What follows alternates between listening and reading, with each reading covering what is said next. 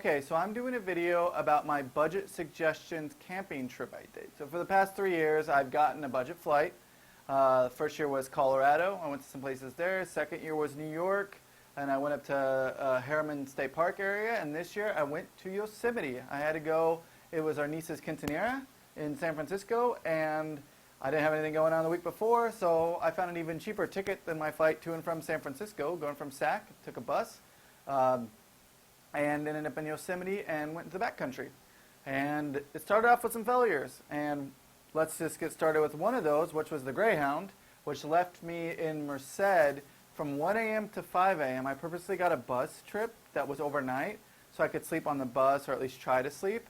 And it even said on the menu that, or not on the menu, on the list, that it would have restrooms, Wi-Fi, some places, that I would be inside, that the Greyhound would be open. And the Greyhound in SAC, the lady said she was going to be there at 4 a.m. I think they're open 24 hours. So I get to Merced, and all I see there besides me and the one other person that got off who was meeting someone was some people behind a dumpster. I saw shadows and stuff. So I raced to the Denny's, and they were super cool, but I heard all these stories listening to people about how there had been some homeless drug addicts and stuff that had been stealing from people, breaking into vehicles. They robbed somebody who had fallen off their bike, I guess. They took his bike after he'd fallen. The people were helping him get up at Denny's.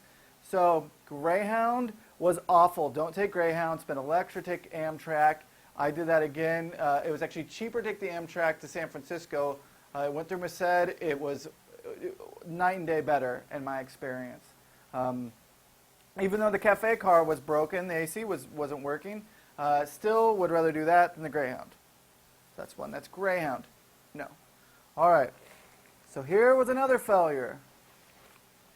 In the middle of the night, using my Klymit Massdrop Ultralight Static V pad, I was waking up on the ground, and it got progressively worse. And on the second day, so I started listening and hearing air leaking from the sides of the valves right here. So the next day, after having some rough sleep, I went and I tried to glue it all together, and it was still leaking, and so was the nozzle, even when I closed it all the way.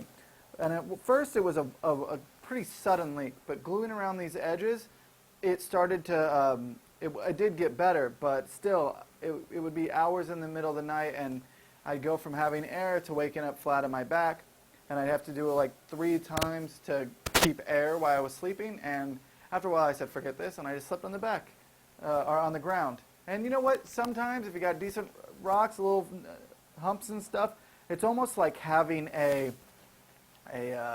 deep tissue massage, actually. I slept quite comfortably on the ground, rather than this thing going and deflating, waking me up, or moving around, or shifting around. I think I saw that some of the newer ones have this bottom thing that's supposed to slide less, because these things slide, they make a bunch of noise. You can have everything silent in the backcountry, and then you hear other people too, and they're shifting around in their pads. It's really annoying and it's loud, but kind of comfortable when it works. So yeah.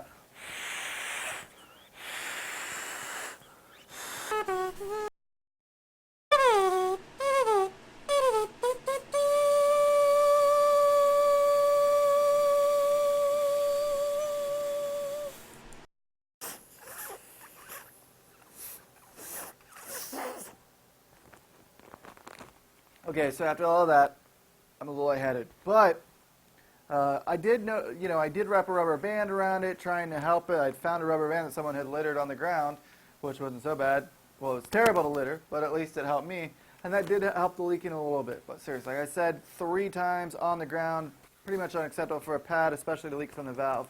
And I could hear it at times, and it would be leaking under here, and I think it was also its placement or something. And I had checked all the edges, everything else. I didn't find a leak, but I definitely know that at least it started from the valve. I'm going to leave this in the corner, and unless there was some miracle that happened after 7 sleepless days in Yosemite, this is going to be flat. So those are 2 items. Another one, and I'm going to post a picture rather than dig it out of wherever I threw it, was my Sawyer Squeeze bag broke. On the first day of use, actually, the end broke. And luckily, A or P had given these water bottles at an event we were working, And since I do like some bike safety stuff, I was doing the tabling, and I'd asked them for a couple extra because I use them as camp showers. And such a good thing that I had them, because otherwise I would have been SOL on the Sawyer.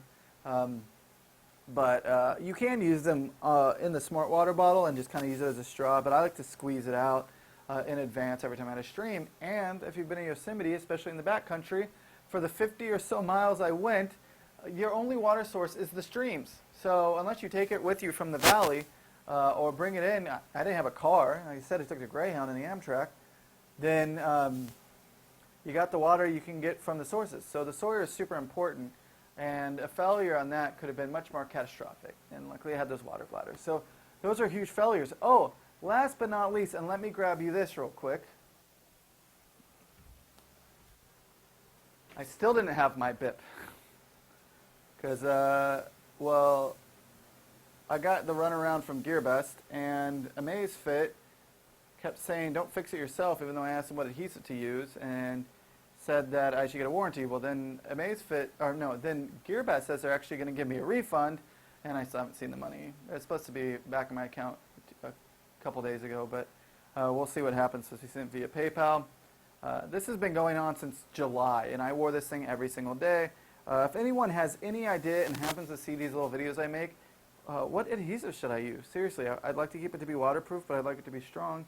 And yeah, I'd like the thing to just actually work at this point. This is a huge disappointment.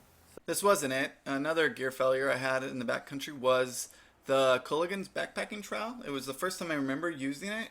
I don't know if I tried to use it before on trips, but I put it in, heard a cracking noise when I felt a little resistance, and I went to pull it out, and it was cracked in half. So I didn't actually get to use it. I think I did try to use its little stump, and with the hole I ended up doing, I think I used a stick. So yeah, I took it around. I was worried the airport would have a problem with it, and it didn't even work when I needed it to. So next time I'm going to try like the deuce of spades or something solid so that I don't have to worry about pooping in the woods.